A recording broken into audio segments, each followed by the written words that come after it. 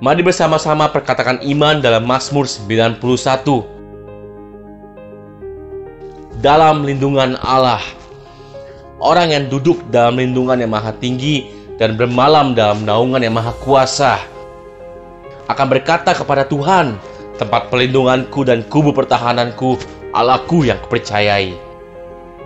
Sungguh Tuhanlah yang akan melepaskan aku dari jerat penangkap burung, dari penyakit sampar yang busuk. Dengan kepaknya Tuhan akan menundungi aku, di bawah sayapnya aku akan berlindung, kesetiaannya ialah perisai dan pagar tembok. Aku tak usah takut terhadap kedahsyatan malam, terhadap panah yang terbang di waktu siang, terhadap penyakit sampar yang berjalan di dalam gelap, terhadap penyakit menular yang mengamuk di waktu petang.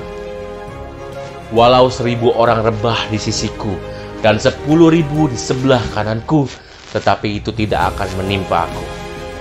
Aku hanya menontonnya dengan mataku sendiri dan melihat pembalasan terhadap orang-orang fasik. Sebab Tuhan ialah tempat perlindunganku, yang maha tinggi telah kubuat tempat perteduhanku. Malapetaka tidak akan menimpa aku, dan tulah tidak akan mendekat kepada kemahku. Sebab malaikat-malaikatnya akan diperintahkannya kepadaku untuk menjaga aku di segala jalanku. Mereka akan menatang aku di atas tangannya, supaya kakiku jangan terantuk kepada batu.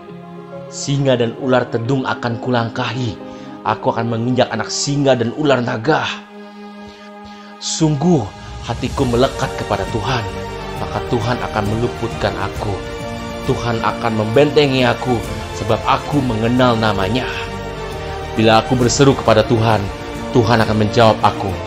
Tuhan akan menyertai aku dalam kesesakan. Tuhan akan meluputkan aku dan memuliakan aku. Dengan panjang umur akan Tuhan kenyangkan aku, dan akan Tuhan perlihatkan kepadaku keselamatan daripadanya. Amin. Mari saya undang jemaat yang dikasihi Tuhan untuk kita bersama-sama memperkatakan apa yang dimaksud dengan Pentakosta ketiga. Pentakosta ketiga adalah pencurahan Roh Kudus yang dahsyat di zaman ini melebihi yang terjadi di Azusa Street. Pentakosta ketiga akan mengakibatkan penuaian jiwa yang terbesar dan yang terakhir sebelum Tuhan Yesus datang kembali. Pentakosta ketiga akan membangkitkan generasi Yeremia, yaitu anak-anak muda yang dipenuhi Roh Kudus, cinta mati-matian kepada Tuhan Yesus, tidak kompromi terhadap dosa, dan akan bergerak untuk memenangkan jiwa.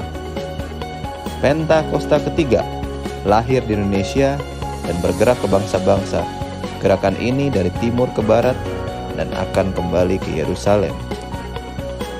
Pentakosta ketiga akan memberikan kuasa untuk menyelesaikan amanat agung, dan setelah itu Tuhan Yesus datang kembali. Amin.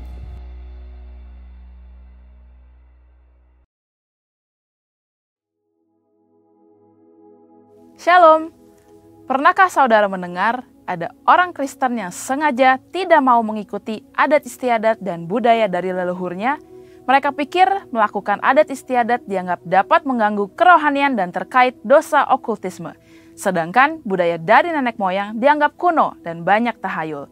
Nyatanya manusia tidak bisa lepas dari kebudayaan. Budaya adalah bagian penting dari kehidupan sosial yang membentuk peradaban masyarakat. Sebagai insan Pentakosta, seringkali kita dianggap terlalu modern dan cenderung meninggalkan kebudayaan kita, terutama dalam hal cara beribadah. Benarkah demikian? Lantas, bagaimana kita harus menyikapi kebudayaan dalam kehidupan kita sehari-hari? Dalam Voice of Pentecost kali ini, kita akan belajar mengenai bagaimana Tuhan Yesus menyikapi kebudayaan dalam kehidupan dan pelayanannya. Dari situ, kita akan mengerti bahwa kita sebagai orang percaya hidup dalam kebudayaan di kehidupan sehari-hari. Hal yang pertama adalah Yesus tidak anti budaya. Kita tahu bahwa Yesus dilahirkan ke dunia sebagai orang Yahudi dan dibesarkan dengan didikan Yahudi. Misalnya, ketika umur 12 tahun, Yesus selain pergi ke bait Allah sebagai salah satu ketaatan akan firman Tuhan, ia juga melakukan hal tersebut karena bagian dari melaksanakan kebudayaan Yahudi sebagai son of the law, yaitu kebiasaan orang Yahudi di mana laki-laki yang telah menginjak umur 12-13 tahun memiliki kewajiban untuk mengikuti kelas-kelas kerohanian di sinagoga pada hari Sabat. Ia membaca firman Tuhan dengan posisi berdiri dan tidak duduk seperti kebudayaan Yahudi saat membacakan nats firman Tuhan. Hal-hal tersebut menunjukkan bahwa kita sebagai orang Kristen tidak perlu menghindari atau anti kepada suatu kebudayaan di mana kita berada. Justru dalam budaya tersebut mungkin terdapat nilai-nilai yang dapat membangun karakter seseorang seperti sopan santun dan bersikap baik di dalam masyarakat. Di sisi lain, orang yang tidak berbudaya dapat dianggap aneh dan sulit untuk diterima dalam suatu komunitas. Hal yang kedua, Tuhan Yesus menggunakan jalur budaya dalam menyampaikan firman Tuhan dan memberitakan Injil. Dalam pengajarannya, seringkali Yesus memakai latar kebudayaan Yahudi. Sebagai contoh, perumpamaan tentang 5 gadis bijak dan 5 gadis bodoh menunjukkan satu setting pernikahan dalam budaya Yahudi. Aplikasi dari ajaran Tuhan Yesus ini mengajarkan supaya orang percaya memiliki sikap berjaga-jaga dalam menanti kedatangan Tuhan sebagai mempelai pria. Hal ini membuat firman Tuhan yang Yesus ajarkan relevan dan lebih mudah dipahami oleh kehidupan kebudayaan Yahudi.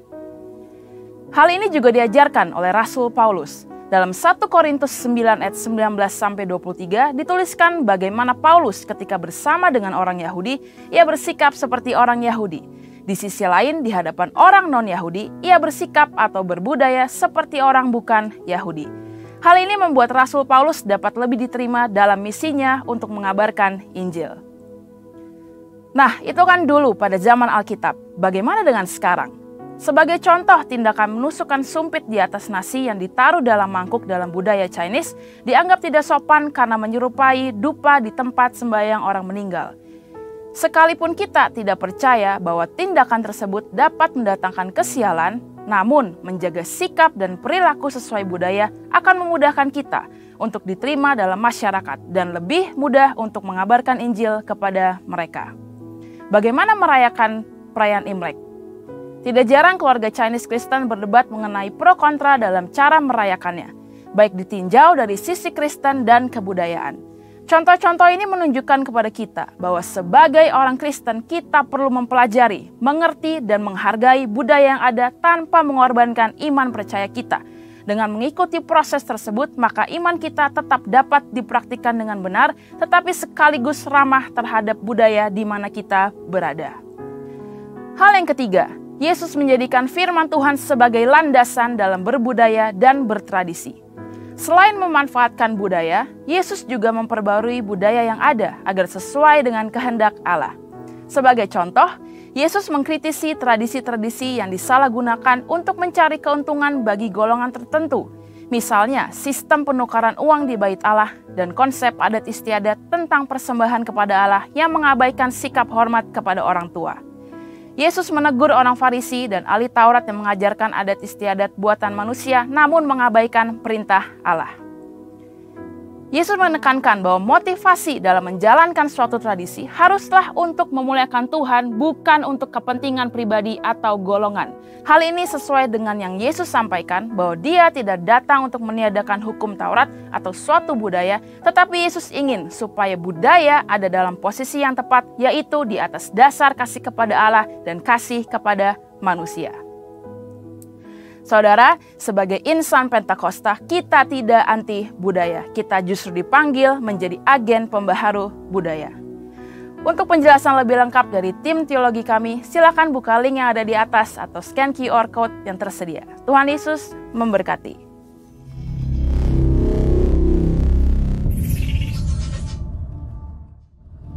Shalom jemaat yang dikasihi Tuhan Yesus Kristus. Shalom.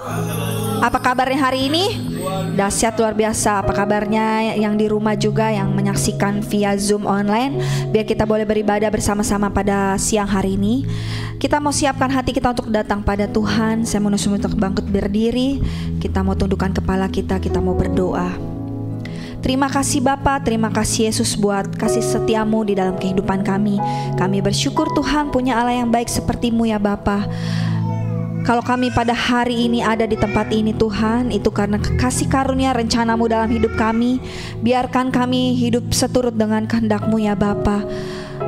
Biarlah ibadah kami ini Tuhan boleh membawa sukacita dan menyenangkan hati-Mu melalui pujian, penyembahan yang kami naikkan di hadapan-Mu ya Bapa. Tutup bungkus setiap kami Tuhan dengan kuasa darah-Mu yang kudus. Hanya di dalam nama Tuhan Yesus Kristus kami sudah berdoa dan mengucap syukur. Haleluya, haleluya, amin. Silakan duduk kembali Bapak Ibu jemaat Tuhan. Mari kita datang, kita renungkan pujian ini sebagai doa kita dan ucapan syukur kita kepada Tuhan Yesus. Sebab Yesus yang terindah dalam hidup kita. Katakan, ku datang dengan syukurku, membawa kerinduanku. Yesus, ingin ku menyenangkan-Mu.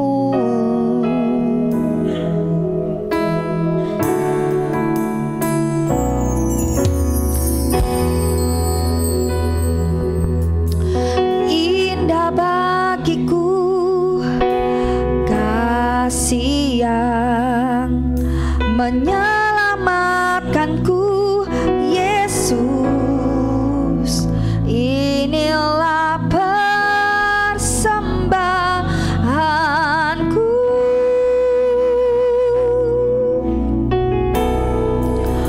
Ku membawa hatiku, hanya Engkau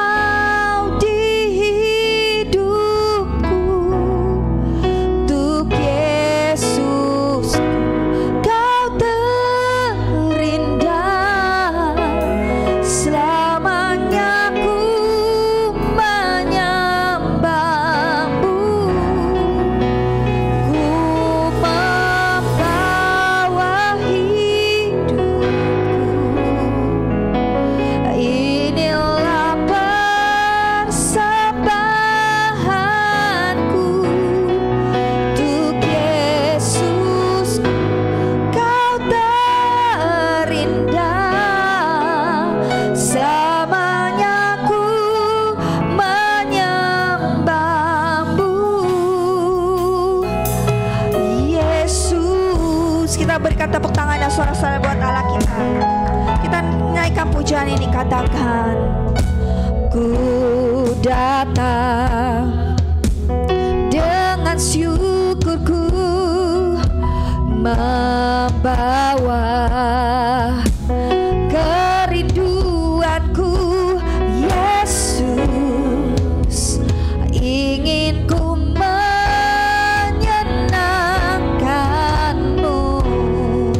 katakan, kasih-Mu yang menyelamatkan setiap kami Tuhan. Haleluya. Karya-Mu indah bagiku, kasih yang menyelamatkanku. Yesus, inilah persembahanku. Angkat tanganmu, sama-sama katakan, ku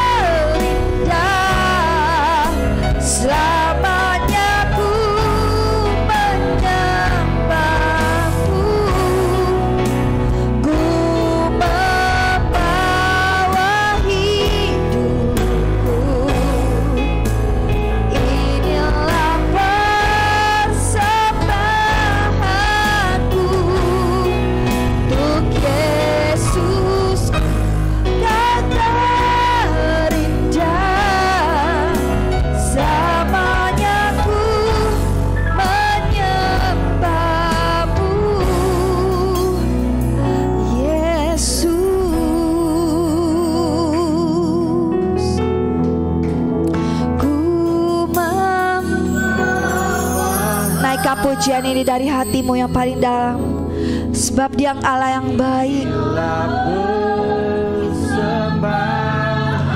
Sebab Kau Yesus kami yang terindah Tuhan.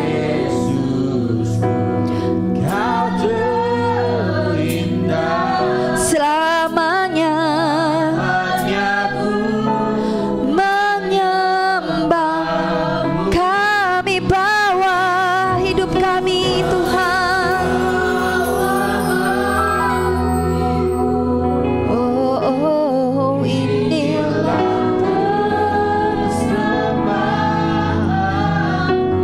untuk Yesusku yang terindah. Kau terindah, selamanya ku menyembah, ku membawa hatiku Tuhan. Hanya Kau di hidupku, untuk Yesusku. Kau terindah, selamanya ku menyembah-Mu, ku membawa hidupku Tuhan. Hanya Kau. Inilah persembahan kami di hadapan-Mu Tuhan. Yesus, Kau terindah, selamanya ku menyembah-Mu. Selamanya kami menyembah-Mu, selamanya ku menyembah, selamanya, selamanya ku menyembah-Mu. Yesus, haleluya, selamanya kami menyembah-Mu. Yesus, iya dalam marah-marah sadar, kami bangga memiliki-Mu Tuhan. Thank you Lord, thank you Jesus. Iya dalam marah-marah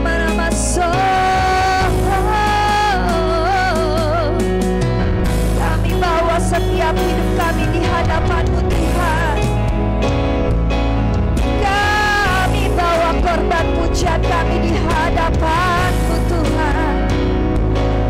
Sebab Engkau Allah yang layak disembah. Iya dalam marah-marah iya dalam marah-marah Sunday. Iya dalam marah-marah kurala-lala, iya dalam marah-marah. Biarlah kami boleh memuji kedahsyatan-Mu Tuhan. Engkau Allah yang besar, kami terpesona Tuhan. Sebab Engkau Allah yang hidup Tuhan. Dia dalam marah-marah mengalir di tempat ini. Urapan-Mu bagi kami Tuhan. Dia dalam marah-marah dia dalam marah-marah. Haleluya.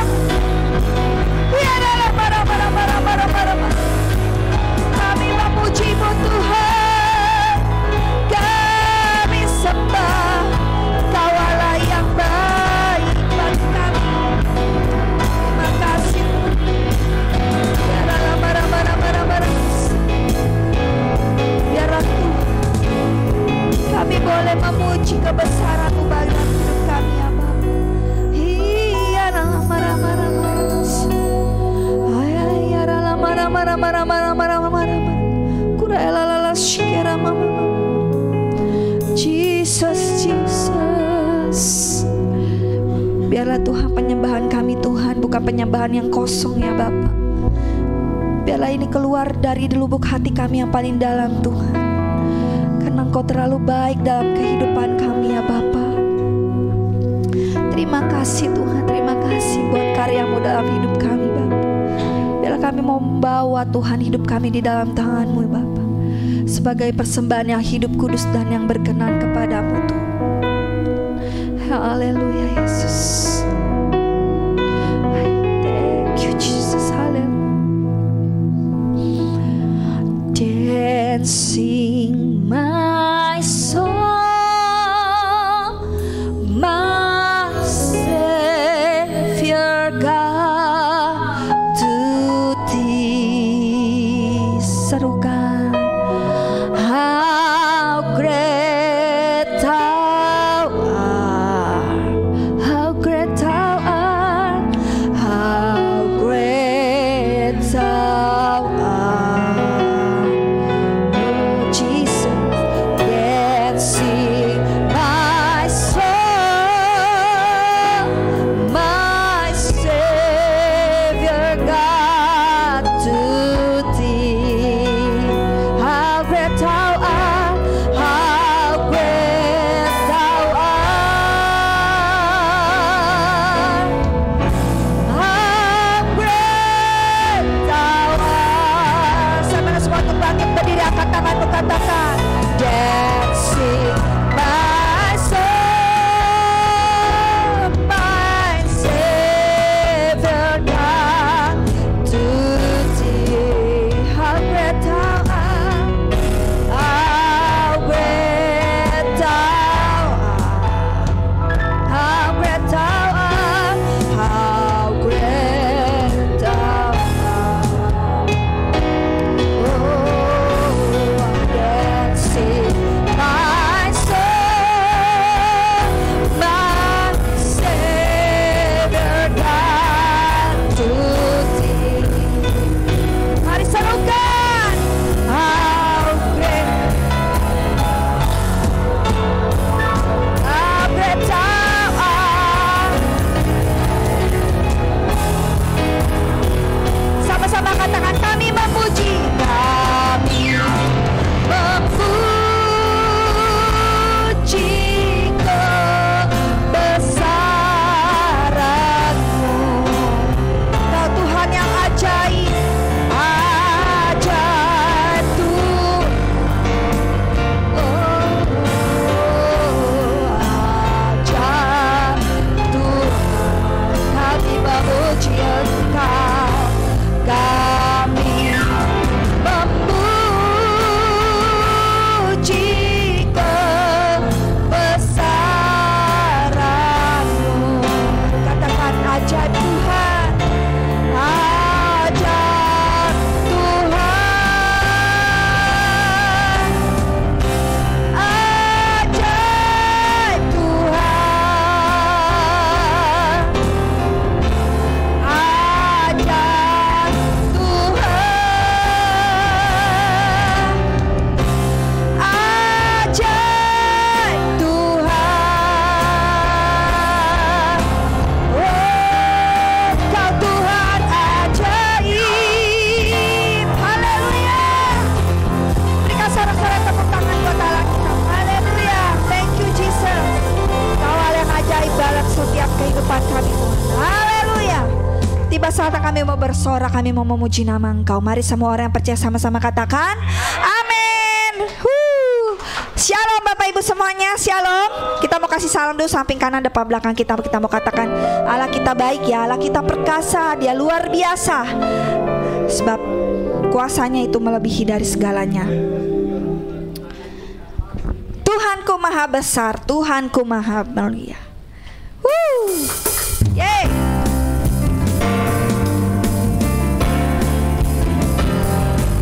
Mari tepuk tangan Bapak Ibu semuanya, jemaat GBI Home Palang Galaksi. Yeay. Sama-sama katakan, Tuhanku maha besar, Tuhanku maha kuasa, Raja segala raja. Dia takkan tergoyah Dia takkan terkalahkan, Dia hidup dan berkuasa. Siapa yang mau menyerukan Tuhan, kita katakan, serukan namanya Yesus Tuhan Raja. Segala kuasa tunduk dalam namanya. Dia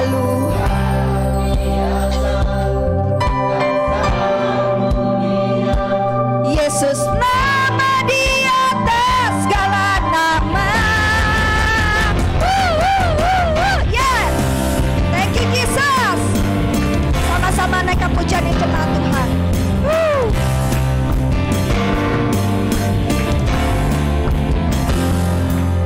Mari jemaat Tuhan katakan, Tuhan, Tuhanku Maha Kuasa.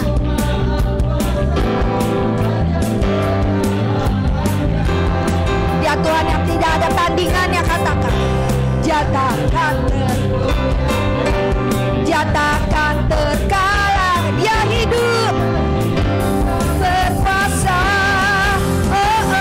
Serukan namanya Yesus Tuhan Raja. Sekarang Dia luar biasa, perkasa mulia.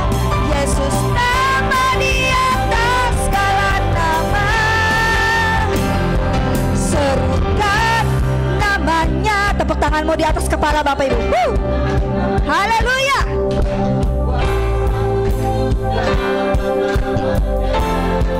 Dia luar biasa, perkasa mulia. Yesus nama yang bisa melompat buat Allah kita, kita lompat bagi Dia. Katakan, serukan namanya Yesus Tuhan Raja. Segala kuasa tunduk dalam namanya.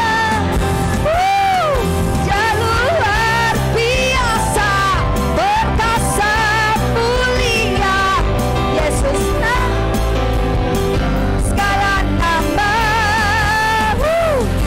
Yesus nama di atas. Katakan dengan sungguh sama-sama, Yesus nama di atas segala nama. Haleluya. Namamu dahsyat Tuhan dalam hidup kami. Kau Tuhan, nama di atas segala nama, Raja kami Tuhan. Haleluya. Allah kita dahsyat, amin saudara. Dahsyat, amin. Namanya berkuasa, sebab ada kuasa di dalam namanya. Coba kasih tahu lagi samping kanan depan belakangnya, kalau ada kuasa dalam nama Tuhan Yesus. Yang sakit boleh disembuhkan saudara. Mujizat Tuhan nyata. Ada kuasa dalam namamu Tuhan.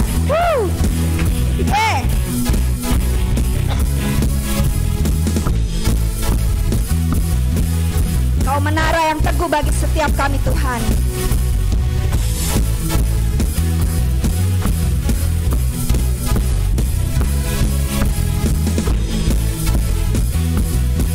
Sama-sama katakan, namanya Tuhanku, menara yang teguh, kota benteng perlindunganku.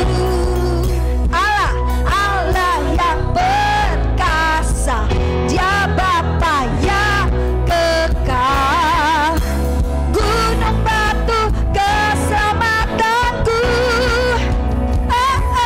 Engkau yang di bumi, di surga. Katakan dengan imanmu saudara. Yes. Haleluya Tuhan. Engkau yang berkuasa di dalam segala hal. Ada kuasa dalam nama Yesusku. Yeah. Kau Allah yang berkuasa bagi setiap kami Tuhan. Sama-sama naikkan pujian ini lagi, kata namanya Tuhanku, menara yang teguh, kota benteng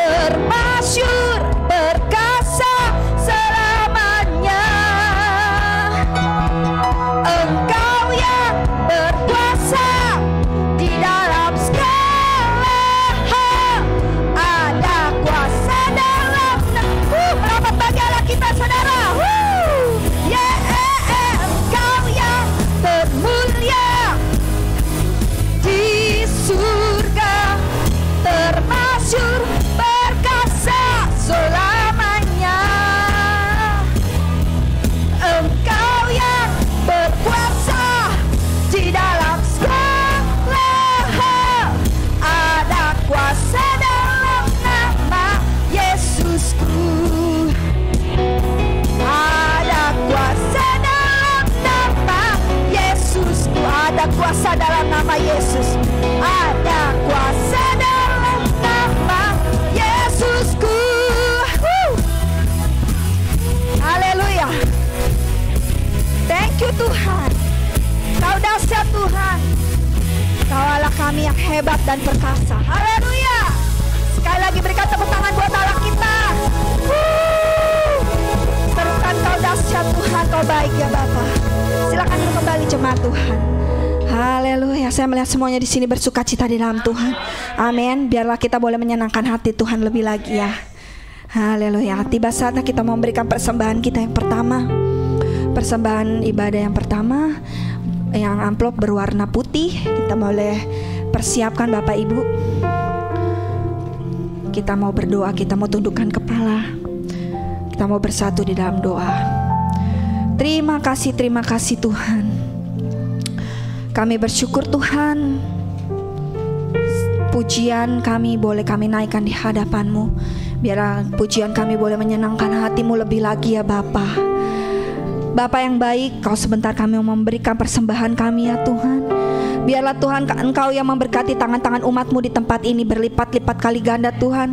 Apapun yang mereka lakukan dan kerjakan Tuhan buat berhasil dan beruntung di dalam nama Yesus. Hanya di dalam nama Tuhan Yesus kami sudah berdoa dan mengucap syukur. Haleluya, haleluya, amin. Mari kita memberikan yang terbaik bagi Tuhan. Haleluya.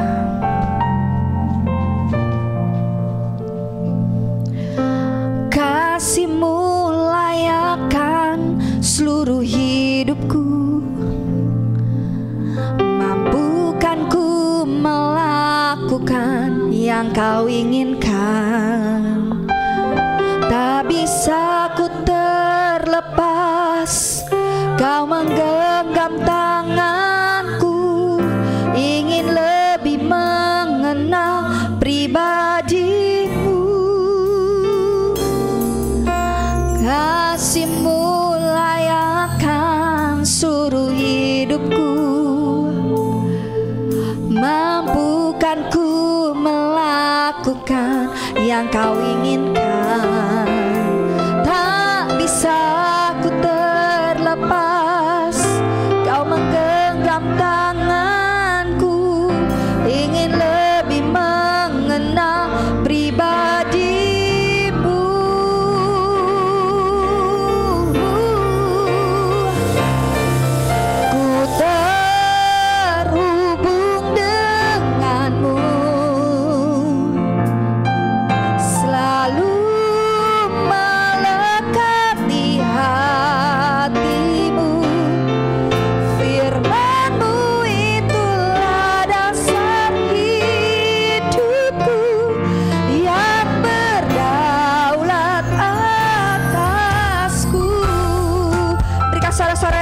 Buat Allah kita Tuhan Yesus Kristus. Haleluya.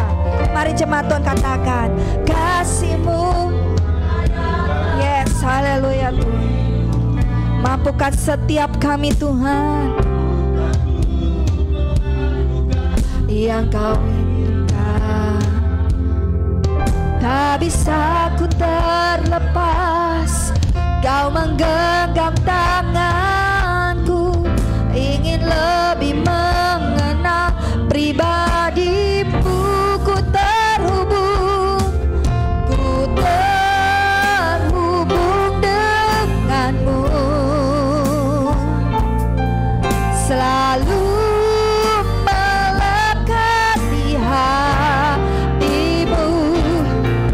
Firman-Mu itulah dasar hidupku, yang berdaulat atasku. Saya rindu jemaat Tuhan saja naikkan pujian ini sebagai doamu. Dengan iman katakan, kasih-Mu Tuhan yang selamatkan kami. Kasih-Mu layak. Yes, haleluya. Nikmati. Kami menikmati Tuhan, Kau ada di tempat ini Tuhan. Yes, haleluya.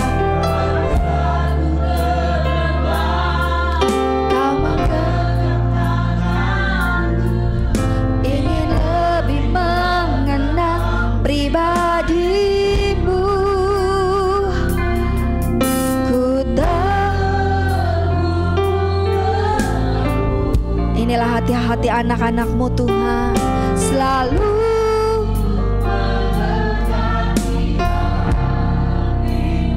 firman-Mu, firman-Mu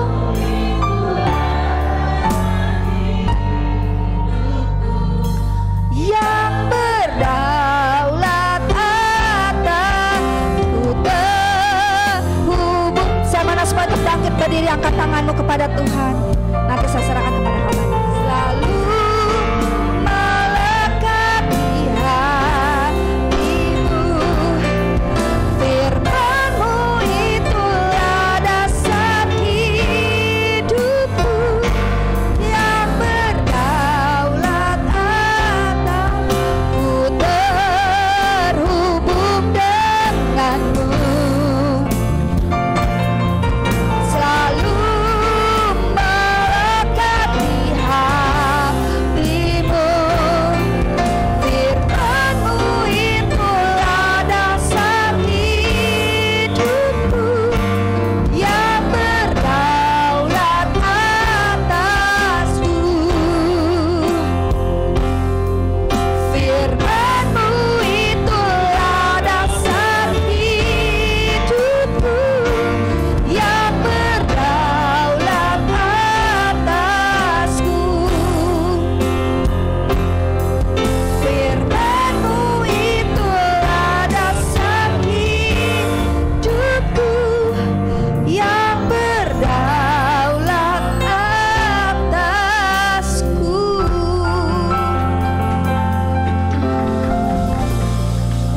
Benar Tuhan, kalau firman-Mu yang menjadi dasar dalam kehidupan kami menatap tahun 2025 ini penuh dengan harapan, penuh dengan sukacita. Dan pada saat kami terhubung dengan Tuhan, pada saat kami melekat dengan Tuhan, kami tidak perlu takut dengan apapun. Karena kami tahu Tuhan, tongkat-Mu dan gadamu itulah yang menjaga kami. Terima kasih Bapa untuk semuanya. Terima kasih untuk gereja-Mu tempat ini. Kami boleh beribadah dengan kondisi yang baik. Tuhan, itu semua karena kemurahan Tuhan, semua karena kebaikan Tuhan. Terima kasih untuk hari ini, keadaan kami, kesehatan kami, semua Tuhan. Keberadaan kami sampai saat ini, sampai detik ini Tuhan. Semua karena Tuhan yang baik dalam hidup kami. Terima kasih Bapa, mengucap syukur untuk semuanya di dalam nama Tuhan Yesus. Kami mau mendengar firman Tuhan, kami bersama-sama belajar kebenaran firman Tuhan. Jemaat yang siap sama-sama katakan, amin. Silakan duduk. Bapak Ibu, terima kasih Pak Im. Aku dikasih kesempatan melayani lagi. Bu, terima kasih. Satu hal yang saya dari tadi duduk, saya ngeliat sedikit flashback, saya melayani dulu di ruko yang 2 ya Bu ya. Sekarang 1. Tapi saya ngeliat semangat teman-teman di sini. Bikin saya, wah keren banget saya bilang. Saya nginget tadi 5 menit sebelum ibadah dimulai, itu kan ada tayangan video ya. Saya diingatkan, Ken, kamu lihat, bukan kondisi, tapi ini kedisiplinan Tuhan ajarkan loh. Langsung on the time jam 11 mulai. Aku diajar, tadi lagi duduk itu, diajarin itu 1. Terus aku ngeliat teman-teman pemusik ini ya. Mungkin kita tahu di luar sana gereja-gereja yang mega church itu bagaimana wow-nya. Tapi aku melihat bagaimana teman-teman yang melayani, ibu ini melayani sambil melihat anaknya. Bagaimana aku ngelihat itu, aku bilang inilah yang Tuhan mau. Inilah home, sesuai namanya home.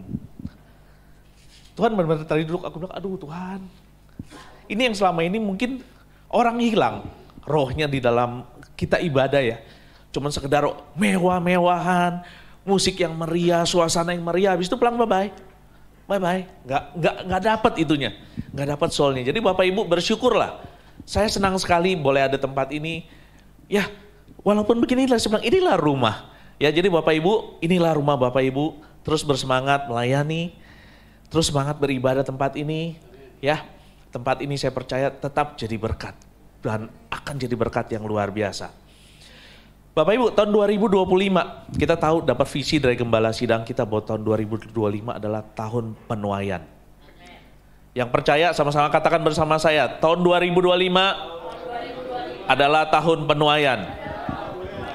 Amin, amin. Nah Bapak Ibu tahu ya, tahun penuaian kalau kita mendengar visi dari Gembala Sidang kita bukan sekedar kalau kita membayangkan menuai, ada dua. Yang pertama itu adalah menuai jiwa-jiwa, ya, menuai jiwa-jiwa. Saya percaya tahun 2025 ini akan banyak jiwa-jiwa yang dimenangkan. Bapak Ibu berdoa untuk anggota keluarga yang masih belum diselamatkan, ini waktunya. Saya percaya ini waktunya ada kemenangan di mana kita bisa memenangkan jiwa-jiwa dari orang-orang yang kita sayangi. Lalu yang kedua, tahun 2025 juga adalah tahun di mana kita akan menuai setiap janji-janji Tuhan. Mungkin udah beberapa lama Bapak Ibu berdoa bergumul tentang masalah kesehatan. Tahun 2000 sebelum-sebelumnya bergumul tentang masalah ekonomi, masalah apapun, pekerjaan, usaha. Saya percaya tahun 2025 ini adalah tahun di mana kita akan menuai dari doa-doa kita. Amin. Bapak Ibu yang percaya katakan amin. Oke, saya mau bagikan sedikit ya Bapak Ibu. Saya diajarkan sama istri saya dan kita sering diskusi bahwa perkataan kita sangat menentukan ke depannya kita akan seperti apa.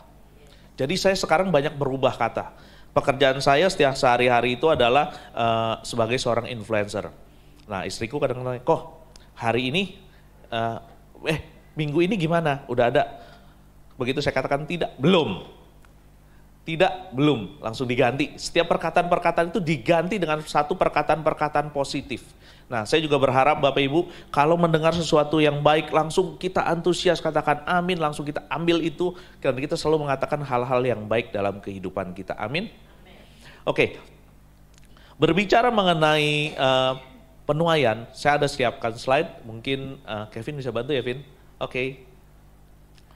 Penuaian, kalau saya selalu membayangkan namanya menuai itu ada di padi, di ladang, ya Bapak Ibu ya. Yang menuai itu adalah petani. It's okay, nggak apa-apa kalau nggak bisa nggak apa-apa. Ya, yang menuai itu adalah petani. Nah, saya waktu menyiapkan ini, saya membayangkan, oke, berarti kalau menuai itu ada ladangnya, ada tanahnya, ya.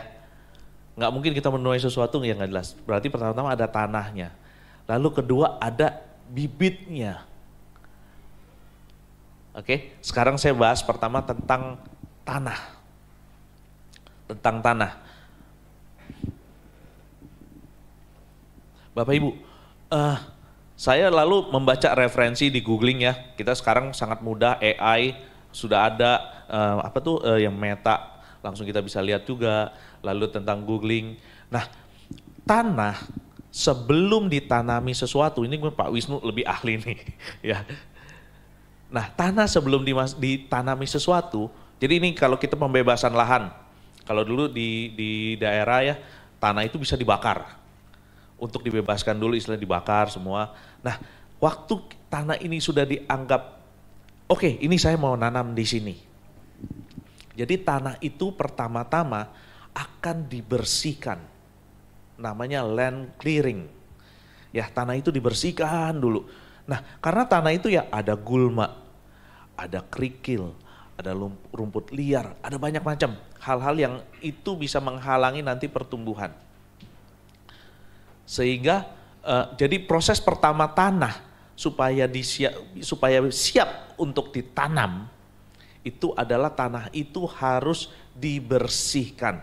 Nah, ada firman Tuhan yang saya membagikan mengenai pembersihan. Efesus 4 ayat 31. Gak apa-apa, saya bacakan aja. Kalau Bapak Ibu sudah ada handphone sucinya mau baca bersama saya juga silakan. Ya, Efesus 4 ayat ke-31.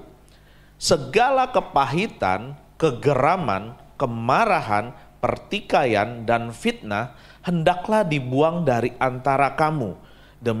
Demikian pula dengan segala kejahatan. Nah, Bapak Ibu, sebelum kita menuai di tahun 2025 ini, saya diingatkan Tuhan bahwa kita harus beres dengan masa lalu. Kita mau naik tinggi nih. Ya, kita mau naik tinggi. Tapi kalau kita membawa beban, kita nggak akan bisa maksimal. Oke, sudah ada. Ya, kita nggak akan bisa maksimal. Jadi firman Tuhan pagi ini buat kita semua, bahwa kita harus beres dari masalah-masa lalu kita. Ya, hidup kita ini harus dibersihkan dari namanya dendam, namanya luka, amarah, iri hati, kesombongan, hawa nafsu, keserakahan. Saya banyak ketemu teman-teman yang hidupnya sedang bermasalah. Kalau kita ngobrol, kok gak ada kerjaan sekian lama. Ya, oke. Kita ajak ngobrol, saya ajak ngobrol. Ngobrol, bukan masalah dia gak bisa kerja. Tapi ternyata dia punya dendam, punya luka, punya amarah. Lucu ya? Gak nyambung ya? Soalnya begitu saya ajak ngomong, coba kamu begini. Oh gak bisa dia begini. Coba kamu begini. Oh gak bisa gini. Wah, terus saya dapat hikmat dari Tuhan. Ternyata ini orang punya luka loh. Sehingga dia gak bisa masuk sesuatu. Nah sama Bapak Ibu semua. Kalau kita mau menuai, tadi ada namanya tanah, ada namanya bibit. Kita sekarang berbicara tanah. Tanah itu berbicara tentang diri kita.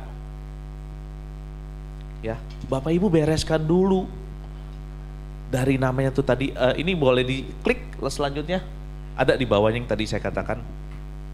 Dari namanya dendam, luka, amarah, iri hati, kesombongan, hawa nafsu, keserakahan. Ini boleh klik lagi.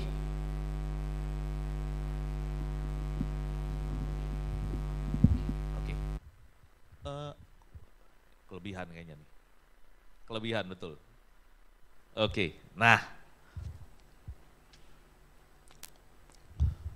Saya mau bagikan jadi pagi ini mengenai hal pertama adalah pembersihan hati. Sama-sama katakan pembersihan hati. Oke, nah Bapak Ibu, saya nggak tahu saat ini apa yang masih mengganjal. Ya, tapi firman Tuhan katakan hari ini, pagi ini kepada kita semua, bereskan dari dendam, luka, amarah, iri hati, kesombongan, hawa nafsu, keserakahan. Pertama dengan siapa? Yang paling berat dengan pasangan. Bapak Ibu yang sudah berkeluarga, beresin. Lalu yang kedua, yang saya karena kebetulan saya banyak melayani anak-anak muda, banyak yang ngobrol saya dengan adalah anak-anak muda dengan orang tua. Wah, banyak banget. Itu hidup anak-anak muda yang sekarang kita ngomong yang belangsak itu. Kalau kita ngobrol, saya udah ajak ngobrol udah semuanya dendam sama orang tua, marah sama orang tua. Saya pun boleh jujur, bukan dari orang tua yang menurut saya ideal.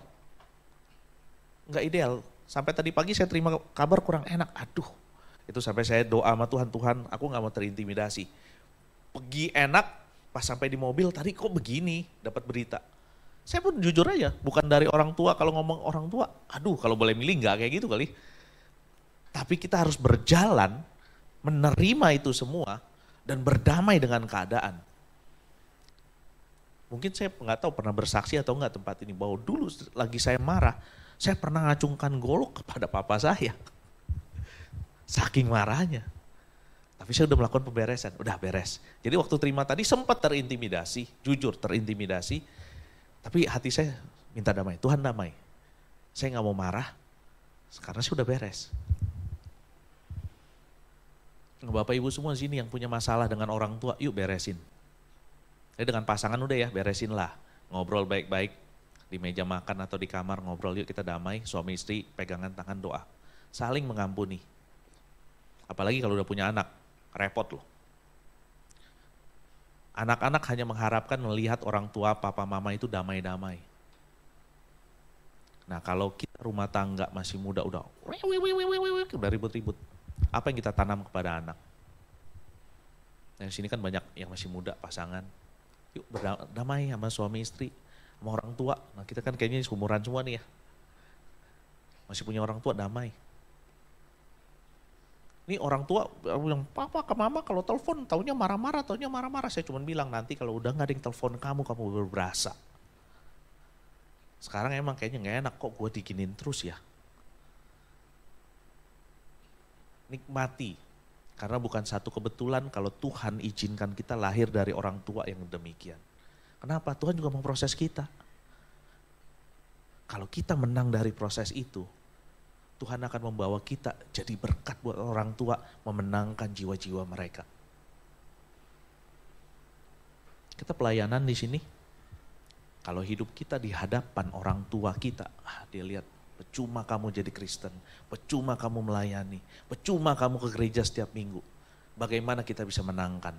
Kalau kita omongnya kasar kepada orang tua, tidak menghormati mereka. Tapi orang tuaku begini, papaku begini, mamaku begini. Firman Tuhan itu urusan dia, urusan kita. Tuhan bilang, kamu tetap harus hormat. Jelas firman Tuhan bukan bilang, hormatilah orang tuamu yang baik-baik saja. Enggak. Firman Tuhan cuma hormatilah ayah ibumu, titik. Ya tadi dengan pasangan, dengan orang tua. Kalau mungkin dengan sekarang dengan teman-teman nih. Teman-teman di pekerjaan, teman-teman di pelayanan. Wah banyak, saya juga ngalamin kok. Saya waktu itu kayaknya pernah bagiin tentang kehidupan saya sebagai seorang blogger. Gimana dinamikanya, sama aja Bapak Ibu. Intinya adalah kita harus memprotek diri kita supaya kita tidak punya dendam. Paling gampang kali itu Tuhan Yesus saja ngampunin kita. Emang dosa mereka itu lebih ringan dari kita? Enggak. Apakah kita lebih baik dari mereka? Tidak. Kalau Tuhan Yesus ngampunin kita, maka kita harus ngampuni mereka. Segampang itu. Ya, jadi yang pertama kita siapkan hati kita bersihkan kehidupan kita. Yang mau katakan amin? Berarti udah siap kita menuai di tahun 2025. Oke, lanjut. Lalu tanah itu setelah dibersihkan, tanah itu akan dibajak dan digemburkan. Ya, tanah itu akan dibajak dan digemburkan. Tujuannya apa? Pertama itu untuk memperbaiki struktur. Struktur tanah itu hancur waktu kalau tanah yang masih belum ini diperbaiki. Lalu kedua agar menjadi lembut supaya siap dimasukkan benih. Jadi setelah kita bersih tadi, nah kita itu harus diperbaiki juga. Bukan sekedar habis itu hilang, enggak. Ya. Roma 12 ayat 2. Janganlah kamu menjadi serupa dengan dunia ini, tetapi berubahlah oleh pembaharuan budimu, sehingga kamu dapat membedakan manakah kehendak Allah, apa yang baik, yang berkenan kepada Allah, dan yang sempurna. Nah Bapak Ibu, setelah kita dibersihkan, kita sudah membersihkan diri kita. Hal kedua yang saya catat adalah kita harus dibajak dan digemburkan. Supaya apa? Supaya kita siap loh. Ya, perumpamaan tentang benih. Benih ada di tanah yang berbatu-batu, gak tumbuh. Di semak berduri, juga begitu. Harus ada di tanah yang subur. Nah supaya tanah itu menjadi tanah yang subur, selain daripada sudah dibersihkan, tanah itu harus dibajak dan digemburkan. Nah berbicara tentang ini, saya merenungkan, oh ternyata bukan sekedar kita setelah kita melakukan pemberesan selesai, enggak. Tapi kita harus mulai melakukan satu namanya perubahan dalam hidup. Dikatakan memperbaiki struktur, berarti strukturnya dirubah. Ya, kita harus ada perubahan. Yang pertama itu adalah, diklik aja nggak apa-apa, lanjut. Perubahan di dalam pola pikir. Nah tadi, saya banyak melayani anak-anak muda, sedih saya. Ngelihat anak-anak muda, anak-anak Tuhan, kok pola pikirnya seperti ini ya. Di tempat saya melayani, sampai gembala saya kemarin sebelum akhir tahun katakan, Ken, kamu kan di dunia entrepreneur, tolong dong bikinin satu program untuk entrepreneur, untuk anak-anak muda. Ini di orang pelayanan nih, kayaknya hanya sekedar melarikan diri dari kenyataan gitu loh. Nah, saya bilang, oke, PS, saya akan coba bikinkan program-program. Saya udah mulai mencatat apa-apa semua yang saya mau bikin kayak modulnya gitu ya. Jadi gini, banyak anak-anak muda, banyak anak-anak Tuhan ke gereja, ya karena pola pikirnya salah nih. Wah, saya di luar nggak bisa ngapa-ngapain. Udahlah, saya istilah kalau saya bilang istilahnya tuh saya ngumpet di gereja. Biar kesannya saya ada kerjaan. Senin sampai Senin ke gereja. Saya bilang ini salah. Kecuali Anda full timer, yes. Karena Anda kerjanya di gereja. Tapi kalau Anda setiap hari Senin, dulu ada dewasa muda, Selasa ada doa pengerja, Rabu ada menara doa, Kamis ada kul, Jumat ada kul ini, Sabtu ada youth, Minggu ibadah dari pagi sampai pagi. Saya cuma bilang salah. Saya waktu melayani anak-anak muda, saya ada beberapa pelayan Tuhan, saya tahu memang begitu. Saya bilang, mana list pelayanan kamu? Saya catat semua, saya lihat, lalu saya bilang, ini berhenti. Saya malah melarang mereka melayani. Berhenti. Kok tapi nanti gak enak sama gembala kulnya dia, karena saya udah lama ini. Saya bilang, enggak, nanti saya ngomongin. Kok saya gak enak melayani sih? Enggak. Terus saya ngapain? Kamu cari kerja, bukan di gereja saja. Saya bilang kayak begitu. Pola pikirnya salah. Lalu pola pikirnya datang ke gereja hanya untuk mendapatkan sesuatu. Saya selalu punya prinsip, saya kalau datang ke gereja, saya harus memberikan sesuatu, bukan mendapatkan sesuatu. Kita anak-anak Tuhan jangan punya pola pikir mental pengemis kalau saya bilang gitu. Kita ini anak raja. Anak raja itu mentalnya bukan minta-minta. Anak raja itu mentalnya adalah memberi.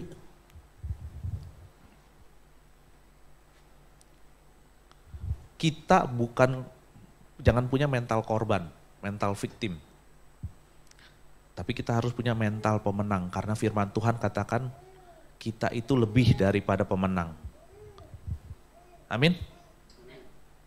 Jadi kalau datang ke tempat ini Bapak Ibu, yuk jangan berpikir, gerejanya sempit, pemusiknya gini. Jangan, justru kita berpikir bagaimana kita bisa memberi sesuatu untuk gereja ini.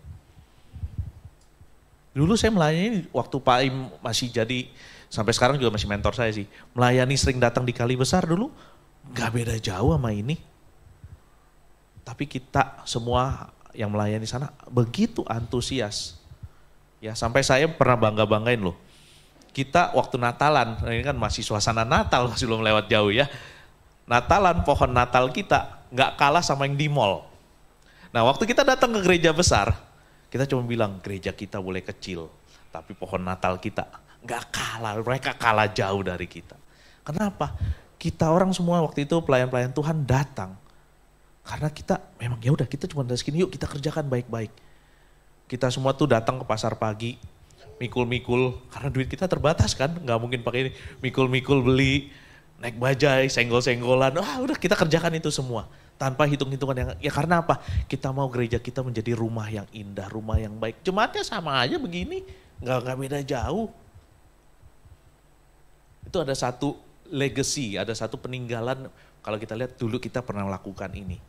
Nah pada saat saya berpindah, saya dipercaya Tuhan ke tempat lain, legacy itu nggak hilang dan itu nilai itu yang saya bawa. Makanya tadi waktu saya duduk saya bilang ini, Tuhan ini pasti bisa kok. Ini pasti bisa kok. Jangan lihat kondisi hari ini. Tapi tadi yang Tuhan ingat, kedisiplinan ini luar biasa. Dulu waktu saya di tempat lama, saya mulur-mulur waktu loh mulai. Kenapa? Jemaatnya belum datang. Masa kita doang? Tapi di sini enggak tadi. 11 kurang 5 baru ketemu Andi, lampu mati, saya liatin jam. Langsung semua ini. Tuhan langsung bilang, Ken disiplin Ken. Saya hidupnya enggak terlalu disiplin jujur. Saya orangnya enggak disiplin, istri saya sering marah-marah. Tapi tadi diajarin Tuhan. Belum mulai ibadah Tuhan ajarin, kamu disiplin. Lalu saya lihat hamba ini pemusik-pemusik melayani dengan antusias. Enggak ngelihat jumlah jemaat berapa. Lalu lihat waktu saya lihat ibu ini menatap anaknya. Saya lihat, wah Tuhan langsung kasih sesuatu. Kamu lihat kan, melayani jangan lihat kondisi apapun. Kamu melayani fokus sama Tuhan aja. Walaupun anaknya sini tadi nangis-nangis, gak apa-apa, it's good. Ya Bapak Ibu, jadi Bapak Ibu jangan lihat kondisi hari ini. Tapi kita coba melihat dengan satu pandangan yang lebih jauh ke depan. Tidak ada yang mustahil buat Tuhan kita, amin. Lalu kedua dari pengetahuan. Nah Bapak Ibu, banyak anak-anak Tuhan hari-hari ini tuh terlena. Udah cukup gini aja. Apalagi dengar khotbah, bentar lagi juga akhir zaman, bentar lagi kiamat, gue juga gak tahu mau gimana. Mereka menggunakan itu semua supaya apa? Mereka idle, mereka diam. Mereka gak mau bertumbuh, mereka gak mau belajar untuk maju. Sedangkan di luar sana, banyak mereka berlomba-lomba untuk maju menjadi pemenang. Nah anak-anak Tuhan, ayo come on. Tambahkanlah dalam hidupmu pengetahuan. Semua itu gampang, kalau dulu mau belajar tuh susah. Belajar les Inggris saya dulu ingat tahun berapa tuh? Saya sekolah tahun 80-an, belajar Inggris les itu mahal, 15.000 per bulan. Sekarang kita mau les Inggris tinggal buka YouTube, cuma modal kuota. Bisa bahasa Mandarin, bisa modal kuota. Belajar apapun bisa. Bahkan teman saya punya restoran, gak punya basic dasar chef, hanya ngelihat dari YouTube. Jadi tuh restoran. Nah ingat ya, kita penuaian ini bukan hanya sekedar jiwa-jiwa. Kita belajar bahwa kita akan menuai tadi apa yang janji-janji Tuhan. Kita sambil berdoa, Tuhan kehidupanku begini-gini aja. Kenapa sekarang kita gak berubah? Belajar, yuk tambahkan pengetahuan. Saya sedang melayani satu anak muda. Kerjaannya tarik Grab. Udah 3 bulan, 4 bulan nganggur. Badannya tadi sebesar Bapak ini, maaf ya Pak, bukan body shaming ya Pak. Sebesar badan ini, tapi badannya hampir mirip sama saya. Kenapa? Nggak bisa makan. Kita sempat kasih cicilan motor, hilang motornya. 2 kali. Badannya kurus, nggak bisa makan. Kalau ditanya, kamu kerja apa? Ntar dulu kok, tunggu jawaban Tuhan. Itu bukan sekali. Sampai saya bilang sama teman-teman mentor, frustasi juga nih kalau ditanya jawaban Tuhan. Kita kan kalau udah ngomong jawaban Tuhan kan 50-50, bener apa enggak dia lagi bergumul sama Tuhan kan? Terakhir dia nyerah juga, ternyata bener kan? Kok saya mau sekarang udah saya tahu saya mau kerja apa aja. Ya udah sekarang, bagus, ayo saya ajak kerja. Nah banyak anak-anak Tuhan itu, ya itu tadi dia nggak mau belajar. Dia bilang saya cuma mau jadi nge-grab aja. Ngomongnya sih keren, saya nggak pernah mau kerja sama orang. Yeah, good. Tapi badanmu dari besar gitu jadi kurus. Bukan karena kamu diet, bukan karena intermittent fasting. Tapi karena kamu tidak makan. Kita orang kan mentor pada ngobrol, dia makan gimana ya? Udah liatin dulu. Karena kita punya prinsip, nggak pernah mau kasih ikan. Kita kasih pancing. Puji Tuhan hari ini dia berubah. Nah saya bilang sama mentor-mentor, ntar ya, udah kebuka pintunya dikit. Gak apa-apa, ntar saya pelan masuk. Karena udah banyak yang frustasi ngelayanin dia. Mentor yang lebih ahli, yang full timer, yang apa. Sampai lepas tangan deh kan, ngap juga ngelayanin dia. Yang ketiga, karakter. Karakter ini penting Bapak Ibu. Orang pintar di luar banyak. Tapi orang punya karakter yang baik itu jarang. Orang yang bisa dipercaya itu jarang. Jadilah orang yang bisa dipercaya. Kemarin saya baru ngobrol sama satu orang teman pengusaha. Saya ngobrol, saya ingat apa kata kakek saya. Kakek saya dulu kalau ngambil barang, cuma pakai kertas, oret-oretan, apapun kertas, kalender atau apa disobek, sama dia cuma tulis-tulis, tanda tangan kasih, ambil barang. Bisa satu gerobak dibawa. Kakek saya cuma bilang, lu punya duit seberapapun, kalau lu nggak bisa dipercaya orang, kelar. Bahasa bukan kakek saya ngomongnya nggak gitu. Ini saya pakai bahasa hari-hari aja dah, gampang. Lu N kalau bahasa sekarang gitu ya. Nah saya pegang nilai itu. Yang pertama modal kita itu adalah modal harus bisa dipercaya orang, karakter. Anak Tuhan sama. Kita nggak bisa maju ke depan kalau kita tidak bisa dipercaya hari ini. Jangan karena dilihat orang baru kita bisa kerja maksimal, enggak perlu. Kita bekerja urusan kita sama Tuhan. Anggaplah pekerjaanmu kan firman Tuhan, pekerjaanmu itu seperti melayani Tuhan. Ya udah lakukan maksimal. Di kantor kerjakan maksimal. Yang usaha kerjakan maksimal. Tapi karakter itu paling penting, harus bisa dipercaya. Jadi anak Tuhan hari ini orang yang kalau firman Tuhan katakan di hari-hari akhir yang jahat makin jahat. Yang ketemu yang baik susah. Tapi kita harus muncul sebagai anak-anak Tuhan yang berbeda. Yang terakhir perkataan yang keempat, tanah. Kita harus ubah perkataan-perkataan kita. Tadi saya udah ini. Selalu perkatakan hal-hal yang positif. Walaupun kondisi tidak baik-baik saja hari ini. Kerjaan belum ada. Jangan bilang gak ada, belum ada. Bentar lagi ada. Baik-baik aja. Tadi kan kalau hamba Tuhan selalu WL katakan, bagaimana kabar hari ini? Luar biasa, yes. Memang kadang-kadang itu kayak, bahasanya gini banget sih. Ya Kak, apalagi kalau kita hari ini datang mungkin dengan kondisi yang tidak baik. Aduh, mau ngomong luar biasa juga gimana? Nggak ngomong luar biasa sebelah kiri kanan semua ngomong luar biasa gitu ya. Tetapi coba kita belajar karena bukan berpikirnya seperti itu, tapi kita harus mulai belajar memperkatakan segala sesuatu hal-hal yang baik dalam kehidupan. Saya orang yang saya masih mencari, sering ngobrol sama istri saya. Kenapa saya kalau selalu mimpi saya itu saya kehilangan sesuatu. Saya sampai mau tes ke psikolog, mau nanya kenapa sih gitu loh. Selalu kehilangan. Lagi suasana enak, dompet gue kok hilang, kertas gue hilang. Dalam mimpi, seperti itu saya selalu. Banyak hal-hal seperti itu. Dan saya punya ketakutan hal yang menurut saya kadang-kadang bisa jadi nggak jadi, bisa jadi nggak jadi. Lalu saya lagi scroll, lagi di TikTok atau apa. Pada saat engkau memikirkan sesuatu yang seperti itu, dan memperkatakannya, dikatakan, engkau sedang mengimani. Yang tidak terjadi bisa jadi terjadi loh. Makanya saya sekarang lagi rubah, udahlah kalau ada takut-takut udah cuek, mendingan katain firman Tuhan.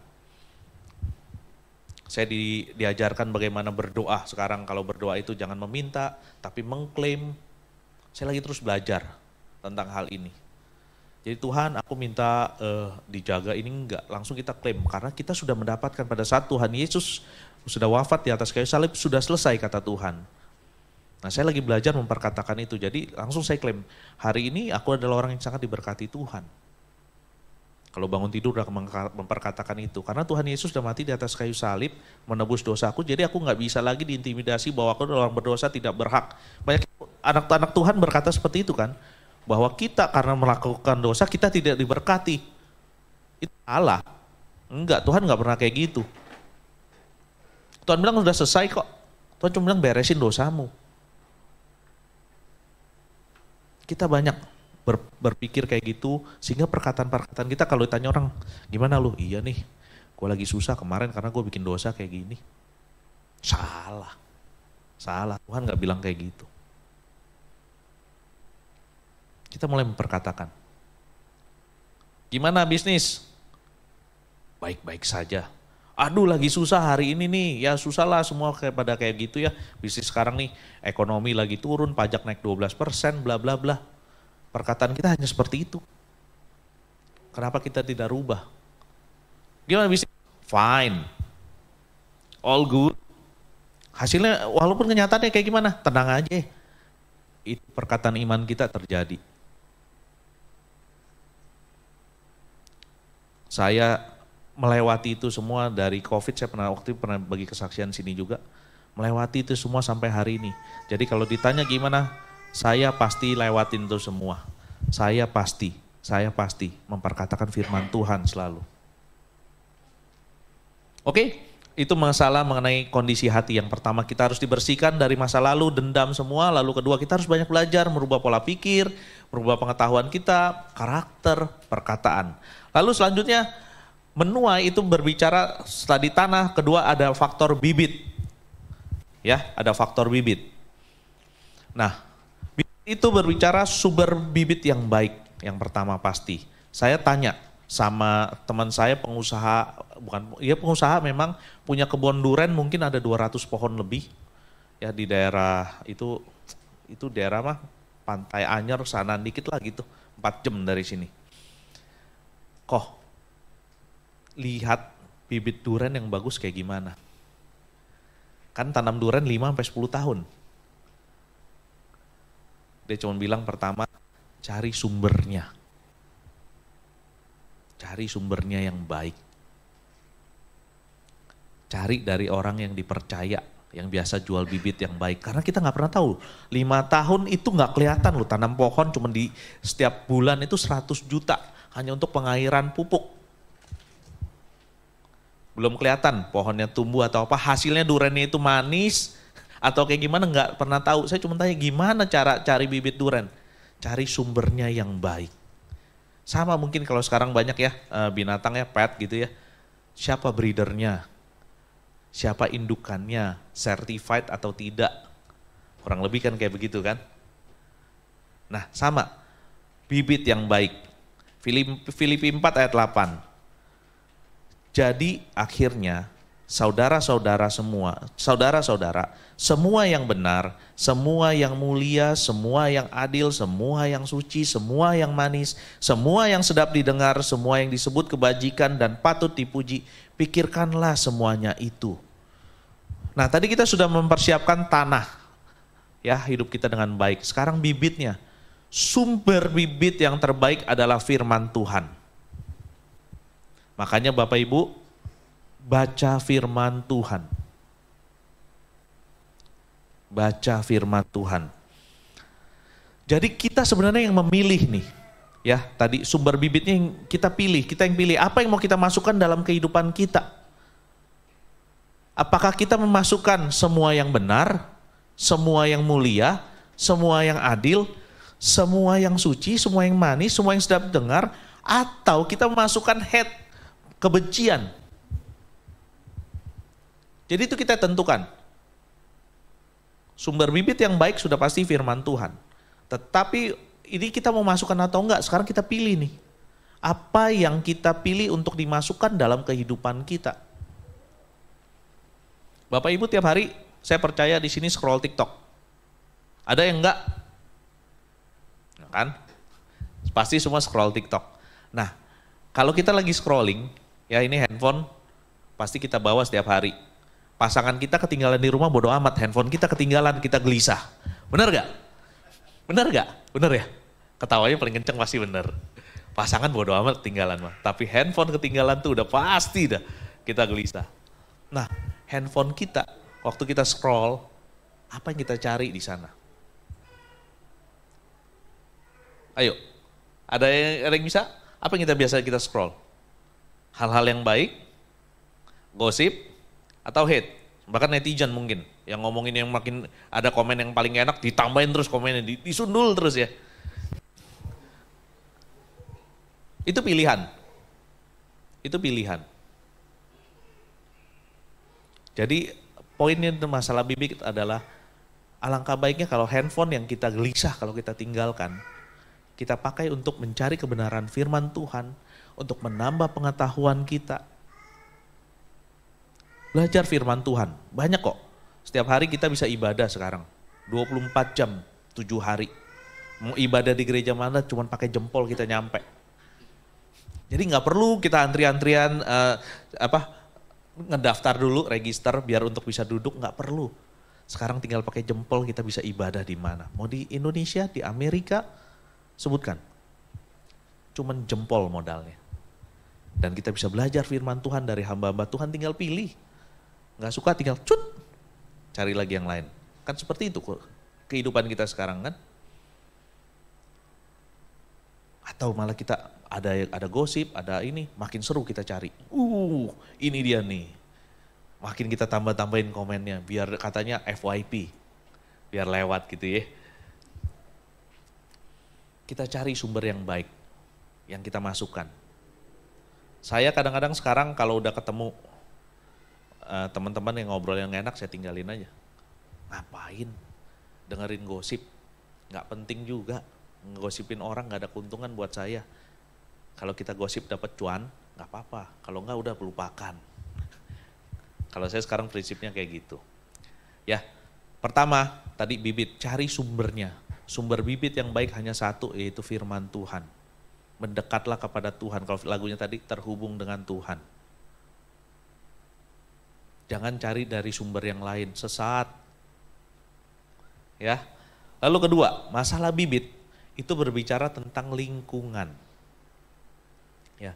Sebaik-baiknya bibit, jika ditempatkan salah lingkungan, maka tidak akan bertumbuh maksimal, bahkan bisa mati sebelum berkembang. Bapak Ibu, hari-hari ini yang namanya inner circle itu sangat penting. Ayo saya tanya sekarang, siapa yang tergabung dalam KUL? Cuma 3, yang lainnya tergabung nggak dalam KUL? Oke, tergabung dalam KUL. Kalau seandainya Bapak Ibu lagi ada masalah, ngobrolnya sama siapa? Selain suami istri, ada gak teman baik? Inner circle-nya ada gak? Komunitasnya ada gak? Bapak Ibu tadi ya, hatinya udah beres, udah banyak belajar, tahu tentang firman Tuhan, tetapi di dalam lingkungan yang salah nih. Ya, karena udah temenan lama, teman-temannya penggosip, teman-temannya ini, Bapak Ibu percayalah, gak akan bisa maksimal dalam hidup. Kita berteman boleh dengan siapa saja, tetapi jangan pernah izinkan yang masuk inner circle kita adalah orang-orang yang bermasalah. Saya punya teman, kalau kata papa saya, kamu gak bisa jadi penjahat. Di tempat kita pergi yang jarang ada turis Indonesia aja, ada yang kenal saya, masih ketemu. Ibaratnya kalau jadi penjahat mah udah gampang ketangkap lah, ketahuan. Begitu cari, si Ken kan jadi penjahat nih katanya. Yaudah, itu ada di situ, orang gua ketemu. Saya teman banyak, tetapi orang-orang yang dekat dengan saya sangat pilih. Saya tidak pernah izinkan orang-orang itu, maksudnya saya sharing sembarang hal tentang pribadi saya kepada orang-orang itu. Saya sangat memilih lingkungan. Karena saya tahu, saya sekarang punya inner circle 3 family, kita sebut 3 blessed family. Nah, saya kalau ada masalah, salah satunya saya bisa ngobrol dengan 3 blessed ini. Karena mereka itu begitu saya ngomong keburukan saya apapun, mereka tidak menghakimi saya. Mereka memberikan solusi buat permasalahan saya, bukan ya lu begini, enggak. Mereka bisa mendengarkan. Lalu saya ada teman-teman mentor pelayanan di tempat saya sekarang melayani. Saya rumah di Gading Serpong, pelayanan di Gajah Mada. Jadi kalau hari Minggu nggak macet aja 45 menit sampai 1 jam. Itu udah kebayang, apalagi sekarang Gajah Mada lagi dirapikan tuh jalannya. Alamak, itu susah banget kesananya. Saya cuma bilang, kalau saya tidak punya family seperti kalian, mungkin saya udah tinggalkan pelayanan ini, saya cari ke tempat lain yang lebih dekat dari rumah. Bukan karena ini, bukan. Lebih dekat ke rumah.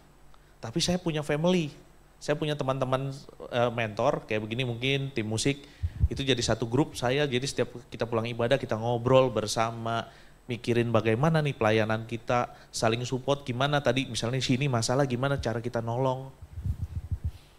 Saya punya family. Jadi Bapak Ibu di sini hari-hari ini sangat penting. Punya namanya komunitas yang baik. Tadi sudah punya KUL, good, bagus. Carilah gembala KUL, carilah teman-teman KUL yang memang bisa support. Jangan karena nggak enak pindah. Karena KUL itulah salah satu tempat di mana kita bisa ngobrol, bisa cari masalah dan selesai karena diajarkan, dituntun untuk dengan kebenaran firman Tuhan. 1 Korintus 15 ayat 33 yang terakhir, janganlah kamu sesat. Pergaulan yang buruk merusakkan kebiasaan yang baik. Bahkan saya mencatat salah satu dari motivator Indonesia, Pak Andri Wongso, jika ingin sukses, salah satu cara adalah bergaul dengan orang-orang sukses. Jadi kalau saya bilang, jika ingin baik, salah satu cara adalah bergaul dengan orang yang baik. Pelajari cara mereka berpikir, strateginya, dan cara bertindaknya. Ambil sarinya dan praktekkan. Jadi Bapak Ibu sekarang nih ya, saya dari dulu, saya mulai kerja, lulusan, lalu kerja. Kebetulan saya dulu tahun 2000 itu sudah mulai dikenalkan dengan namanya dunia multi level. Nah di situ saya bergaul dengan berbagai macam latar belakang. Ya, ada yang dari pengangguran, ada yang namanya pekerja juga dari berbagai level, sampai ada yang namanya direktur. Itu kan pelaku multi level banyak yang seperti itu ya. Makanya saya pilih-pilih, saya belajar saya mainnya tuh sama yang direktur, ya mainnya dengan manajer ini, saya belajar. Bukan main sama-sama pengangguran, ya karena lu sama-sama gue lebih nyaman, enggak. Waktu pertama masuk belajar kenalan sama direktur itu deg-degan juga ya. Kita kan masih muda, tahun 2000 masih muda, sekarang juga masih muda kan. Kenalan, wah saya direktur ini. Justru saya memanfaatkan itu pada saat itu ya. Saya kenalan dengan direktur ini, manajer ini. Kenapa? Wawasannya beda. Cara dia berbicara beda, cara dia menyelesaikan solusi beda. Nah karena waktu itu kan, karena di dunia multi level kan kita bebas-bebas aja, nggak ada batasan. Nah kita harus berani, pede, apalagi kita tahu kita anak Tuhan, samperin mereka, kenalan, belajar dengan mereka. Nah sama, hari-hari ini Bapak Ibu, dengan bergaul, kalau kita mau menjadi seorang hamba Tuhan, belajarlah dari Pak Im, dari Ibu, dari Pak Wisnu, dari hamba pelayan-pelayan Tuhan sih, belajar. Jangan pernah malu. Kalau kita mau sukses, kita lihat siapa yang sukses, kita belajar dengan mereka.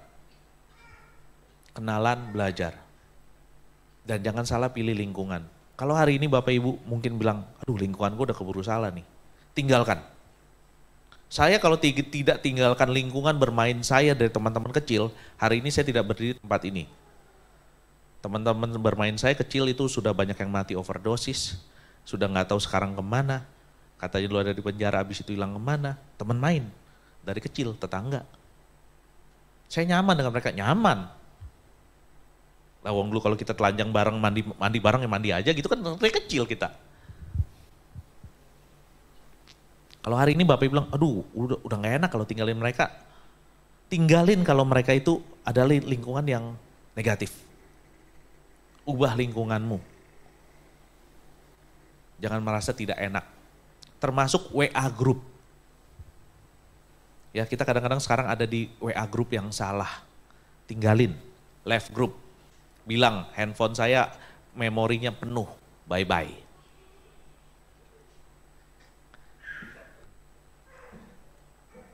Ya Bapak Ibu. Nah terakhir, apa tujuan dari penuaian? Di tengah kondisi dunia yang sedang tidak baik, ya kita tahu kondisi dunia tidak baik-baik aja. Ekonomi tidak baik, ya Bapak Ibu. Jadi mulai hari ini belajar menabung, bukan hanya sekedar nabung, ya. Tambahkan pengetahuan tentang finansial, itu sangat penting, ya. Tuhan membuat perbedaan bagi anak-anaknya. Saya percaya itu. Saya pernah bagikan waktu di tempat ini juga, waktu COVID, saya cuma bilang, ini kondisi tidak enak, tapi saya percaya ini waktunya anak-anak Tuhan bangkit. Ini waktunya anak-anak Tuhan dipakai. Sama, di hari-hari ini, banyak visi gereja besar, saya ngeliat tuh The Great Harvest semua tentang penuaian. Nah saya percaya, saya sangat yakin bahwa di tengah dunia tidak enak, inilah saatnya anak-anak Tuhan berbeda. Inilah saatnya anak-anak Tuhan angkat. Kenapa? Tuhan yang buat perbedaan bukan karena kita. Tujuan selanjutnya adalah supaya kita dapat menjadi saksi bagi sesama. Supaya nama Tuhan dipermuliakan. Kita bisa memenangkan jiwa, kita bisa memberkati banyak orang. Amin. Ya, jadi kita sama-sama menuai. Dan terakhir Bapak Ibu, benar-benar terakhir udah, 12:22. Bapak Ibu lupain semua. Apa yang hari ini saya bagikan, lupakan semua. Tapi satu hal yang gak boleh Bapak Ibu lupakan. Di tengah keadaan dunia tidak baik, hari ini saya katakan benar-benar tidak baik, kita nggak pernah tahu abis ini akan terjadi apa.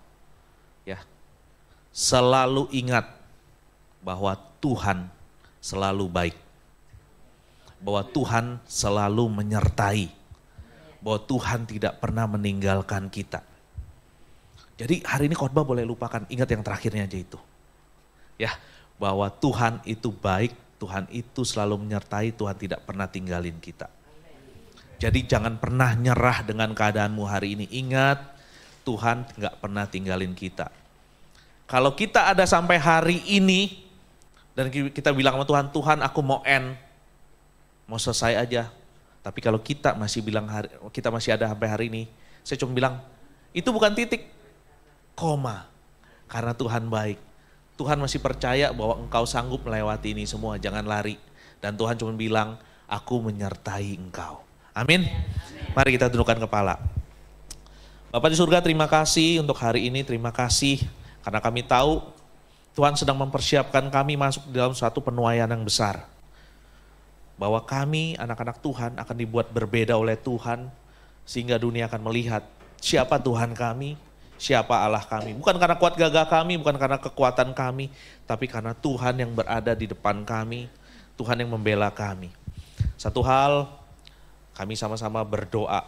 Kami percaya Tuhan, bahwa ini waktunya kami menuai. Bahwa gereja ini akan menuai. Akan banyak jiwa dimenangkan. Jiwa keluarga kami, orang tua kami, saudara-saudara kami, atau siapapun yang kami selama ini gumulkan untuk kami bawa kepada Tuhan. Kami katakan di tahun 2025 ini, mereka semua akan kami menangkan. Mungkin kami yang bergumul dengan masalah usaha, pekerjaan kami yang sedang bergumul dengan kesehatan kami yang sedang bergumul dengan segala kondisi yang tidak enak. Tapi kami katakan, tahun ini adalah tahun pembuktian Tuhan. Tuhan akan membalikan semuanya itu. Karena kami akan menuai. Kami akan menjadi saksi Tuhan, kami akan membawa kemenangan untuk kemuliaan nama Tuhan. Terima kasih Bapak untuk semuanya, Kau berkati gereja ini. Tuhan, kami tidak mau melihat dengan mata manusia, tapi kami mengatakan gereja ini adalah gereja yang penuh dengan perkenanan Tuhan. Gereja ini adalah gereja yang penuh dengan berkat Tuhan. Gereja ini bahkan akan memberkati lingkungan yang ada. Gereja ini bahkan akan menjadi mercusuar, di mana akan menyatakan kemuliaan Tuhan lebih lagi. Kau berkati gembala Pak Im dan Ibu, Kau berkati seluruh staf pelayanan tempat ini. Semuanya aman dalam lindungan Tuhan, semuanya dipelihara Tuhan, bahkan semuanya akan dipakai Tuhan dengan luar biasa. Mengucap syukur di dalam nama Tuhan Yesus. Ku terhubung denganmu, selalu melekat di hatimu. Kita bersatu hati dalam doa.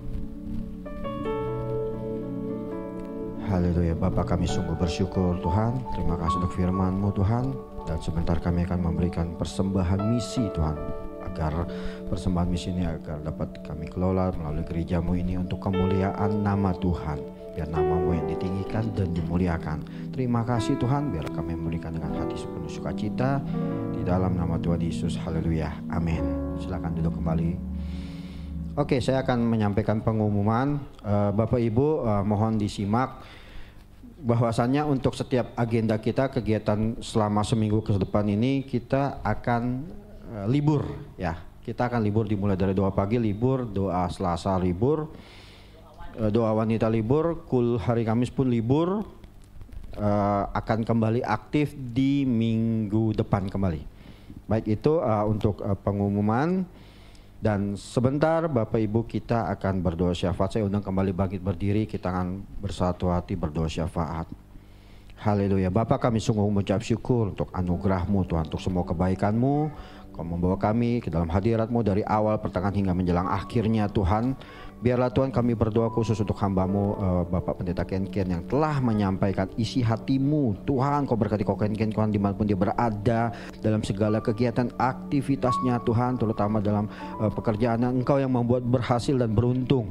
Dan biarlah Tuhan dia tetap setia melayani Tuhan dimanapun dia berada. Terima kasih Tuhan untuk firman-Mu, dan kami berdoa juga saat ini khusus untuk gembala pembina kami Bapak Pendeta Dr. Insinyur Niko Nyoto Raharjo beserta dengan staf penggembalanya, wakil-wakil dan keluarganya Tuhan, yang memberkati gembala kami ini Tuhan, memberikan kekuatan dan kesehatan selalu. Visi misi yang dari Tuhan terus Tuhan tertanam, dan melalui beliau inilah Tuhan Pentakosta ketiga maka akan terus terjadi hingga Tuhan 2033 setiap orang akan mengalami Tuhan melalui everyone. Makasih Tuhan. Kami berdoa juga untuk gembala CK kami Pak Wiliar Kauntu beserta dengan keluarganya dan juga staf penggembalaan yang ada di CK4. Tuhan memberkati dengan berlimpah. Biarlah kekuatan kesan selalu buat Pak Wiliar Tuhan, Engkau yang memberkati beliau.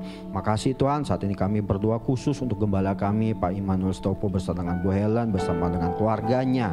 Tuhan, Engkau yang memberikan kekuatan, kesehatan selalu agar gembala kami ini Tuhan dapat melayani Tuhan dengan luar biasa, dan dimanapun beliau berada Engkau selalu menyertai Tuhan.